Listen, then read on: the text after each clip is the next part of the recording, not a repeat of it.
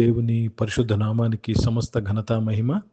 ప్రియ దేవుని బిడ్డలారా, ఈరోజు వెడ్నెస్డే 26 నవంబర్ 2025. మీ అందరికీ యేసు ప్రభు వారి పేరట నేను శుభాలు తెలియపరుస్తున్నాను. దేవుని వాక్యాన్ని మనము చదువుకుందామా? కీర్తనలు 9వ అధ్యాయము 8వ వచనము, సామ్ నంబర్ 9 and verse 8. యెహోవా నీతిని బట్టి లోకమునకు తీర్పు తీర్చును, యథార్థతను బట్టి ప్రజలకు న్యాయం తీర్చును. దేవునికి స్తోత్రము కలుగునుగాక.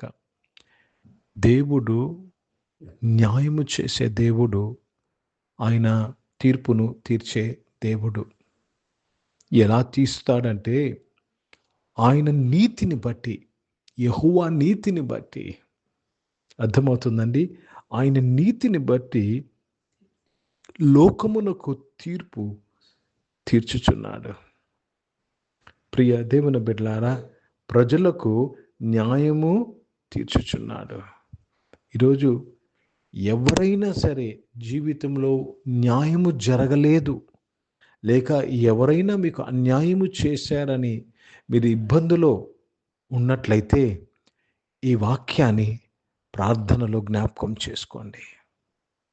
ప్రభా, నువ్వు ఇలా సెలవిచ్చావయ్యా, ప్రజలకు న్యాయము తీర్చుచున్నావు, మీ నీతిని బట్టి నాకు న్యాయము జరిపించయ్యా అని అడగాలి.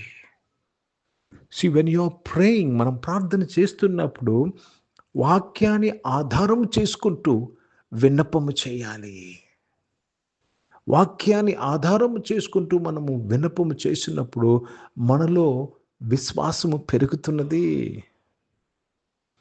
వినుట వలన విశ్వాసము కలుగును. వాక్యమును వినాలి, వాక్యమును ధ్యానిస్తూ ప్రార్థన చేయాలి. దేవుడు ఎంత నీతిమంతుడంటే ఆయన మీకు న్యాయము చేయుచున్నాడు, లోకమునకు తీర్పు తీర్చుచున్నాడు. లోకంలో నుంచి దేవుడు అందుకే నిన్ను వేరుపరచుచున్నాడు. నువ్వు తీర్పులోకి రాకూడదని రోమిలకు రాసిన పత్రిక 8వ అధ్యాయము 1వ వచనంలో రాయబడిన మాట. మనలను తీర్పులోనికి రానివ్వక, he will not let you suffer through judgment. Let me read this in English. And he shall judge the world with righteousness.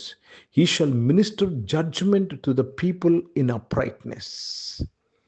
In his uprightness he will do justice to you. ఈ రోజు ప్రతి ఒక్కరికి ఆయన న్యాయము చేయుచున్నాడు. నమ్మిన ప్రతి ఒక్కరికి నీతిమంతుడైన దేవుడు న్యాయము చేయుచున్నాడు. నువ్వు ఎక్కడి నుంచి ఈ వాక్యం వింటున్నా, ఏ స్థలములో, ఎటువంటి ఇబ్బందిలో, ఎటువంటి అన్యాయం కింద నువ్వు ఉన్నా, దేవుడు నీకు పక్షముగా ఉండి నీకు న్యాయము జరిపిస్తున్నాడు. నమ్ముట నీ వలనైతే అది నీ జీవితంలో సాధ్యమవుతున్నది. Is a God who will do justice to me. He will do justice to me. కొన్ని సంవత్సరాలు అయిపోయిందేమో నీ జీవితంలో అన్యాయమై, లేక నువ్వు చిన్న వయసులో ఉన్నప్పుడు జరిగిందేమో అన్యాయం నీ జీవితంలో.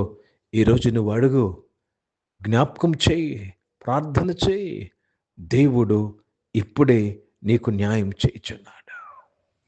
ప్రియ దేవుని బిడ్డలారా, నీకు నాకు న్యాయము చేయుటకు ఆయన సులువు మీద మన కోసము ఆయన ప్రాణం పెట్టాడు, ప్రత్యామ్నాయం అయ్యాడు మనకి. నేను ఇటువంటి పరిస్థితుల్లో నుంచి విడిపించబడాలని.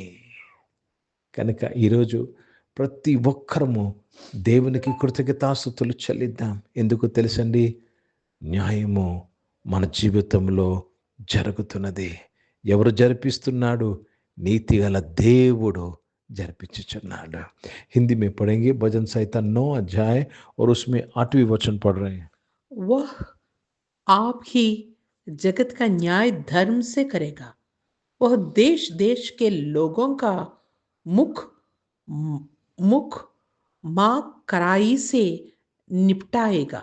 प्रभु को बहुत धन्यवाद अदा करते हैं. परमेश्वर आपको न्याय करेगा.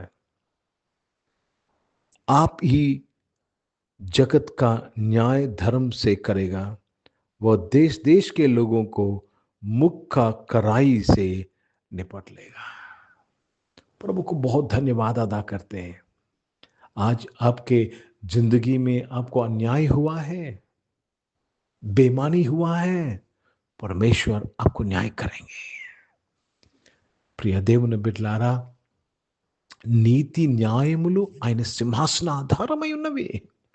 ఆయన సింహాసనము దేంతో చేయబడిందంటే, ఒకవైపు బంగారంతో చేయబడింది, లేక ఫలానా వస్తుతో చేయబడిందని ఒక ఎత్తైతే, ఇంకొక గొప్ప విషయం ఏంటి తెలిసింది, నీతి న్యాయములు ఆయన సింహాసన ఆధారములు.